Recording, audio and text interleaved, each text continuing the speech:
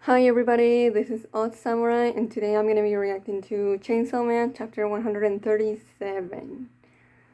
Um, yeah, I'm not really gonna, how I usually talk about the last chapter at the beginning of a new video. Well, I'm not really gonna touch on the last scene from last chapter. I already said everything that I wanted to say last week. I don't really want to touch upon that anymore if I don't have to. So, yeah, that legit made me nauseous. So, I'd rather not.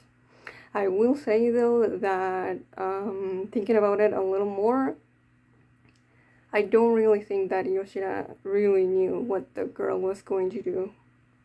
Like, I generally just think he had. Uh, his intentions weren't malicious, basically. And he knows that Denji wants a girlfriend, and then the girl probably, I think Yoshida does say that the girl approached him, so he was like, oh, okay, then I'll help Denji out in the way that I known that he's wanted, so let's just set him up once again.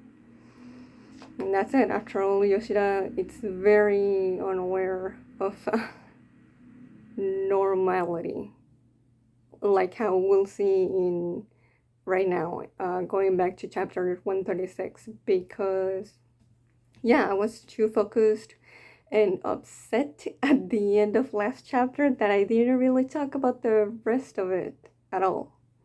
So let's do that now.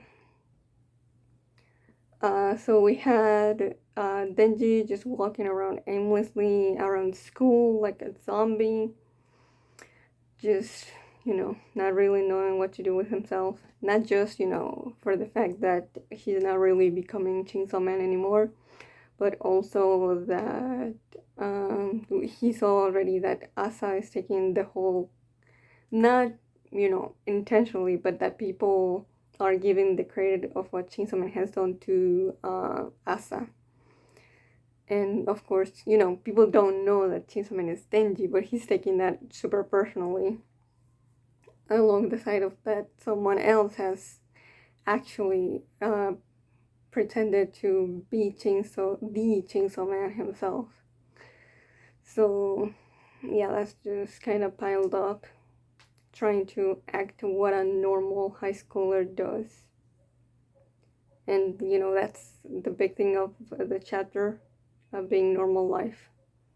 And then we get just this random guy asking Denji about his shirt, which says Chainsaw Man, and then he's basically a not a protester necessarily, but just an anti-Chainsaw Man guy, and basically telling the Chainsaw Man, even though people don't know about it, that Chainsaw Man has to be the one stealing the credit for Asa. That's wild. I hadn't even remembered that until I saw this just now.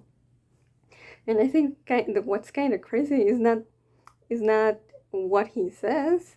It's the fact that Denji barely reacts to it. I mean, Denji already knows this basically, from the last part of 135. And so he's not like freaking out or anything, or even trying to like argue with the guy. He's just giving him a tired, huh? Like he just does not have the energy to deal with this.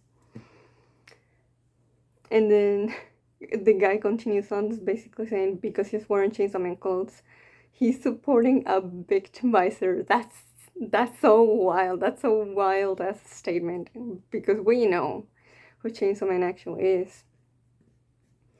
And even after that, though, Denji also again doesn't really react, but just has the same face and keeps continuing to question the guy just with a simple what. And then a random second guy comes in and basically tries to fight the guy because he's dissing Chainsaw Man. And then she's just like, what are you guys doing? And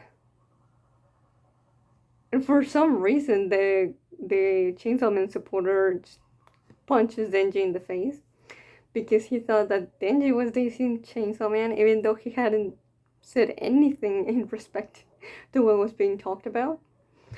Uh, and even though we don't see it, judging from the nectar scene, we can pretty much assume that Denji did fight back and uh, definitely beat the guy worse than Denji was at the end of the fight.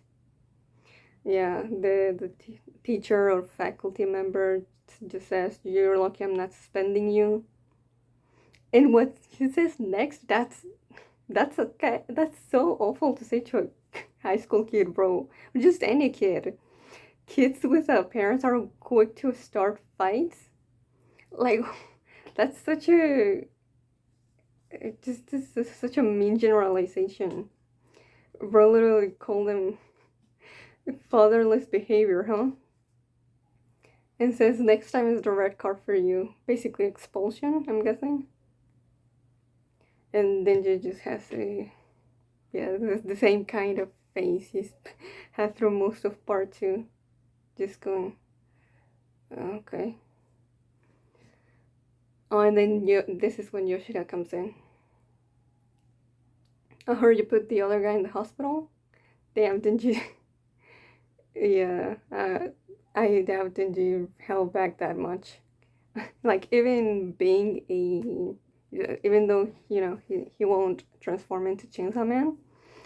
Um, yeah, he definitely knows a little bit of how to fight other people, especially having been trained by the Kishibe himself. So, and this is the first time that Yoshida admits, uh, even ordinary high schoolers do get into fights. So that's different from what the faculty guy said, calling him basically, because you don't have parents, this is how you act up. But then Yoshida basically is trying to almost comfort him in a way, being basically like, no, this is not abnormal. This is just, just what regular high school kids do. But then goes on to add, not that I would really know either. Basically, either he's trying to comfort Denji, but he's also saying, yeah, we're trying, or at least you're trying, but you're still not normal, and I'm not normal either. So yeah, with this alone, we can definitely just tell that Yoshida hasn't had a regular happy childhood. But Denji doesn't say anything back. He just looks away. And this is when Yoshida asks him if he wants to skip school with him, and if that would make them ordinary high schoolers once again. Basically bringing up the, would we be normal if we did this, or if we didn't do this? Like, it almost feels like Yoshida wants validation from Denji in a way, and that's also there's a lot to say about it. Or I should say there's a lot I want to know, because we could we could extrapolate stuff from already the scenes that we've seen from Yoshida, but it's just really hard to say. But because the guy just kind of puts on a front, and even though it's not perfect, it's still a front, and it's hard to tell what he really feels. But yeah, it's hard to say why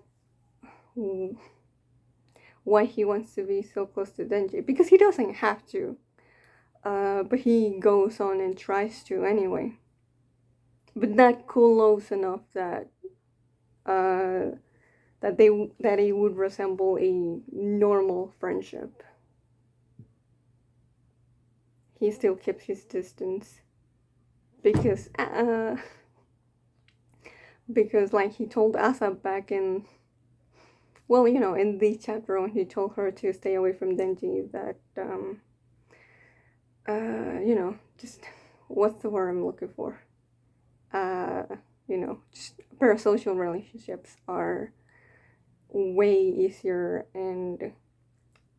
to manage and less likely to get hurt by them. And I'm guessing this is what Yoshida is trying to kind of do with Denji, but it's not really. He already has a relationship with Denji. If he talks to him on the regular and they have conversations and, and they apparently, just from the way that Denji reacts to this, it's apparently not the first time that they're going to hang out, these two by themselves. So, yeah. It's really hard to say, I feel like I think I know what Yoshida wants, but he's either not doing a very good job at it, or he's just, yeah, or he's doing this on purpose. But yeah, we see them at the movie theater, which, knowing what happens after this, yeah, I wonder if Denji's relationship to movie theaters is gonna be tainted. But it is interesting that this is a squid, and Yoshida is very related to an octopus. So I wonder if there's any meaning regarding that, even though I do feel it would be a bit too on the nose. I just love this panel of them just sitting next to each other on the theater, and Denji just, just not looking like he's really having that big of a time, but he's still watching the movie. Whereas Yoshida is smiling, but is he really looking at the movie? He needs to cut those bangs so he can actually see. And Yoshida, it almost feels like we didn't really miss anything. It feels like a direct continuation to the conversation they were having at school. Even though we're cutting class, this isn't that fun, is it? And even though it feels like, Yoshida feels like he's speaking for the both of them, it really is just Yoshida talking about himself. Because Denji neither agrees or disagrees to it. He just says, no talking during the movie. But Yoshida keeps going. Well, it doesn't really keep going about the same thing, but, keeps talking, even though Denji told him not to. Everyone evacuated. Who's going to complain? Yeah, there was a... Oh, yeah, that's true. There was because of this squid devil, I'm gonna name it, even though we don't know its name. And I'm guessing before this scene started, before the devil came in, they weren't actually just the both of them in the movie theater. It was probably, I don't know, there was at least a few more people being here, since Yoshida does mention that everyone evacuated, so there must have been a few more people. So Yoshida didn't know, that when he left, the girl and Denji were going to be alone. No way. Yeah, now I think about it. Nah. People really want Yoshida to be evil, but I don't think that's it. Yeah, 32 minutes ago, a devil appeared in the theater. It was killed by the theater's devil hunters. Whoa, I missed that. Okay, so the theater has its own devil hunters, and they killed it within 2 minutes. All that's left is to remove the body, which I'm guessing it was going to happen soon. And this is interesting. Even without Chainsaw Man, problems get solved. You are not the protagonist of this movie. It's not like the world will end without you. I do wonder how much this is what Yoshida is saying, how much of it is informed by the Nostradamus prophecy. Because it's very specific that he said, the world will, it's not like the world will end without you. Because it's true, at the end of the day, for all we know, Denji's involvement And whatever is gonna happen about the prophecy doesn't really have to involve him. It's more related to Asa and the word devil, aka Yoru. So maybe if he does something, it would change the outcome of things. But maybe it won't. He doesn't have to. He doesn't have to be the hero. And after that, the panel is just Yoshida smiling next to just, let's call it neutrally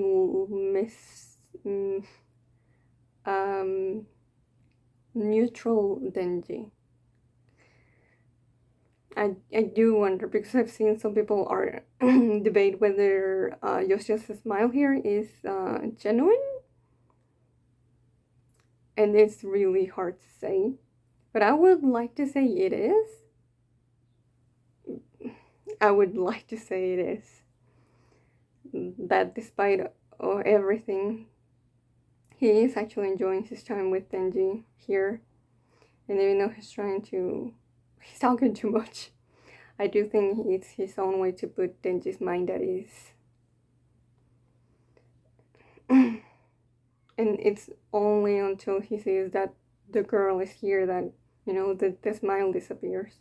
It's like, oh, okay, I guess I gotta go. But yeah, Denji doesn't seem actually like pleased by this. I was like, oh, thank you, I can actually watch the movie in peace now. No, he's more like, oh, you're leaving? And yeah, a girl in my class wants to have a date with you. Yeah, so she must have gone up to Yoshida instead of the other way around. And yeah, it's not a happy Denji saying that either Yoshida is leaving or that a girl, not even, let alone that a girl would want to have a date with him or anything like that. We don't see Denji smiling all of a sudden. He's just like, what? And we have the technique of not showing his eyes once. I think that might be the first time in the whole chapter. And this is definitely a fake smile when he says, bye, knock her socks off. Basically, impress her with all you got so you can actually, win her over. And that's basically all there is. But yeah. Oh, okay, yeah. At the end of the page, actually, Denji turns over to look at Yoshida one last time and just says, hey. Now, he could have said more than this, If Fujimoto could have given us more than a hey. But I think there's a lot packed in that hey. Like, hey, are you leaving? Why are you leaving? Why did you bring me here? Why did you, made it seem as if it was just gonna be the two of us when it wasn't? What are your intentions here? All of that just packed in a hey. But maybe I'm reading a little too much in a 3-letter word. But yeah, the fake smile just kind of gets wiped off Yoshida's face. And it seems like I want to believe that he doesn't actually want to leave, but he feels like he has to. Like, that's the normal thing to do. And he'd actually want to spend more time with Denji, but this is like, no, this is actually what will actually make him happy.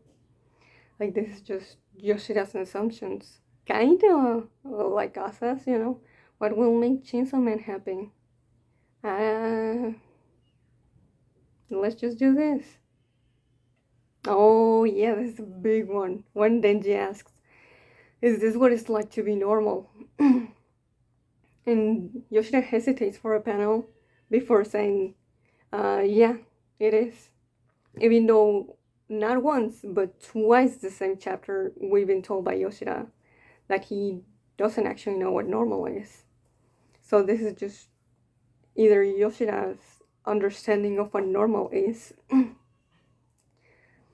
And before, what is his understanding? We see the panel of just Denji completely alone. Yoshida is no longer there, and the girl hasn't walked closer yet either. It's just, yeah. Is this what it's like to be normal? Yes, it is. And it's complete loneliness. So, this is what is normal for Yoshida. Be completely alone, not form bonds, not get too close to anyone, not let them, and not let yourself. Otherwise,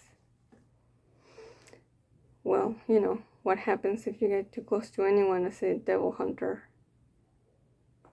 I'm just trying to see it from Joshia's point of view and why he said that. Even though, this is his normal. He's not talking about anyone else. And that's sad. But yeah, I really wanted to delve into the rest of 136 before getting into 137. Shall we? Okay, before we start 137 though, I would like to say that I did get spoiled on it. And it was on purpose.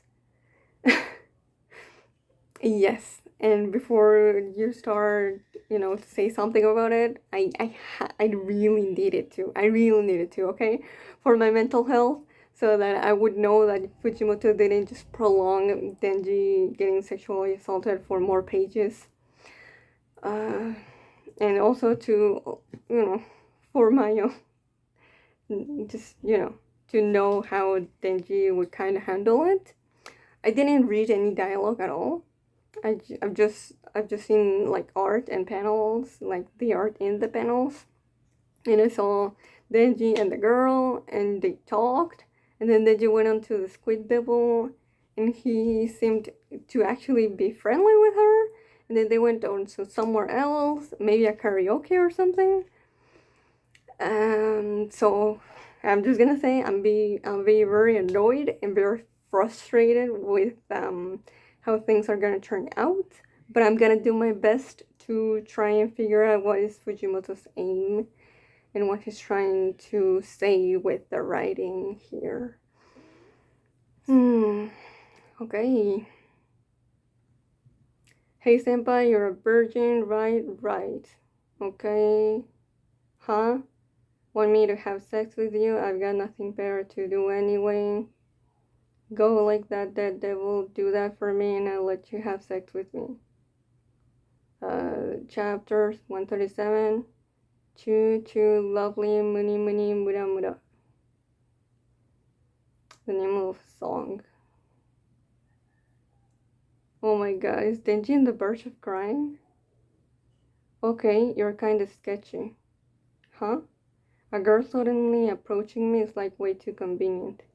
For starters, why would you want to date with me when we've never even met? Well, look, I'm matured. I don't fall for honey traps anymore. Okay. Besides, I really don't like the way this girl looks. I mean, I would have never liked her anyway based on what she did, but yeah, it's very, very uncomfortable the way her expressions look. Besides, I'm sick and tired of mindlessly obeying somebody for the bait that's dangled right in front of me. Okay, this is not bad. Yeah, got it. Then get out of here and have some respect for yourself. That was all just in his head. That's what he actually would have wanted to do.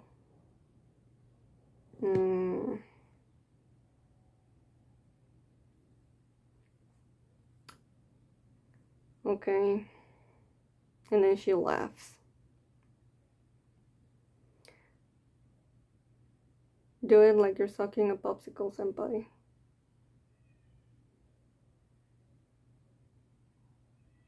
And then actually thinks she's cute.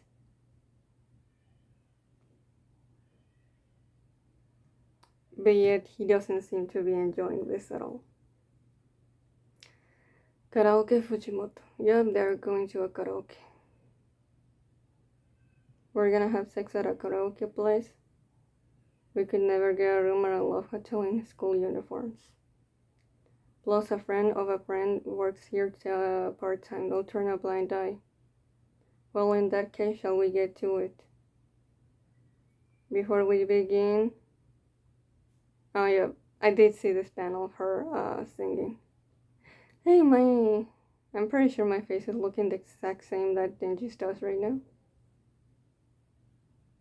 I'm not gonna... Huh? She's singing? Seems like it wasn't a trap, though. I guess that's good. Isn't this... I think I saw somewhere that... I think we're of someone who posted this panel that this was a... This was a... You know... a song from the band that did the ending 3 for the anime. I'm kinda having fun, so I'll roll with it. Oh, buddy. Maybe being normal ain't so bad after all. Ah, he did ask Yoshida, you know. Is this what normal is? And he's just actually just believing him. Though, I doubt that's what Yoshida meant for his normal. So the door opened, and some guy's coming in with the bat, and is trying to swing at Denji. He kicks the guy, and then there's a bunch of people coming in with bats. I don't know, is this supposed to be happening? Or is this also in his head? But he just keeps beating on them. Well, she keeps on singing. I do like the paneling. There's a long line of just guys with bats waiting to enter the room, and then Denji just keeps on punching them. This is very bizarre, that's for sure. Very bizarre situation, but not the kind that I like. At least not with the person that Denji's in. Otherwise, I would probably would be having fun if it was like Asa or Yoshida. But yeah, just, you know, a song, the song, well, Denji just keeps doing the same thing. We just do not have an explanation of why these guys keep coming in with bats. But Denji grabbed one bat and just beat all of them up. That's interesting. I do feel like this is a little different than how Denji would act in part 1. Or maybe not. I mean, they were going after him. But why? But then just giving a little bit of a maniacal grin. I guess he just accepted, you know, this is his normal.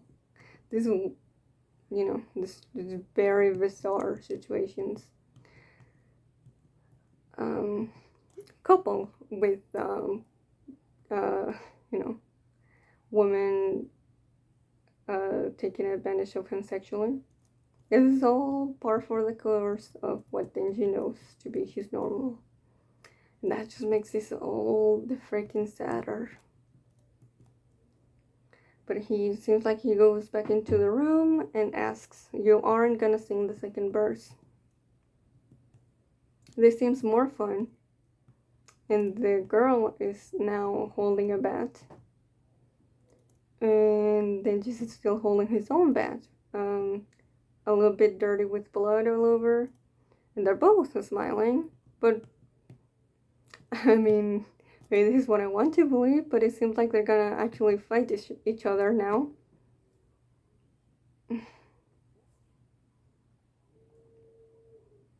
doesn't it? Because of the way that the panel is, not the panel, the page, it's well, it's like divided right down the middle, and it looks like they're in front of each other. Just, I don't know, maybe it's just me wanting Denji to just beat her with a bat until she's knocked unconscious like everyone else there. But that hopefully is the case. But you know, I just doubt we're gonna get rid of her that simple. There's gotta be a narrative reason of why she was introduced. I've seen some people theorize that she's not human, that she's a devil. Maybe that she's a devil being controlled or being ordered to by Fami, kind of like what happened with Falling Devil. But I feel like that doesn't seem very efficient by Fami, considering that was all to get Yoru under her control, not Denji. Denji that time, he was an obstacle for that, not a goal. So I don't know. At the end of the day, well, I was gonna say I don't care, but maybe this will be actually kind of a crucial part of Denji's character arc in part 2. It's really hard to say this soon, but I do find it interesting that what would it be? I would say how much of the beginning was, you know, a fantasy from Denji. I would say from the moment that he says you're kind of sketchy. Yeah, definitely. That's when you know, the what if of Denji, you know, this is what I actually wanted to do instead of this other thing, because it was just easier to go with the flow and less scary for sure. A girl suddenly approaching me is way too convenient. Why would you want to date with me when we've never met? And even though it's a fantasy, it didn't really happen. It is interesting that Denji doesn't actually let her finish or actually respond to the question. And what I am a little mixed on this not being what actually happened. But like I said, it might lead to something more. To actually delve into Denji's character even further than this would have done. I don't know, maybe I'm just being, maybe I'm full on coping. But yeah, I don't get Fujimoto's reasoning or why he made this to be what is not happening, what didn't happen. Look, I matured, so straight up, that's a complete lie because that's not what happened. I don't fall for honey traps anymore. Meaning something that, you know, to say it in another way, something that looks like something I would want, something that I would have said yes to in the past, but not anymore. I've learned that this is not actually how things should be, and it will always lead to bad things to me in the long run. That's how I'm interpreting what Denji was saying there. I'm sick and tired of mindlessly obeying somebody. And I think this is definitely what I would have loved to actually see happen. Even though we, like, you know, I've matured, that would have been great. And him questioning the girl's, you know, intentions regarding trying to get close to him. or not close to him, but trying to get on whatever the hell she thinks he wants. That would have been great if that was actually what happened. But I think the biggest loss for me is this. Once again, him trying to assert his full-on self-autonomy, and just being like, no, I want to be my own person. I don't want to be someone who does everything for people when they are not really, when they don't really actually understand me, and they're not trying to actually get why I do the things I do. I don't know, maybe that's just me trying to like get something that I like from this chapter. I was, as you could tell, I was really forcing myself to get through it.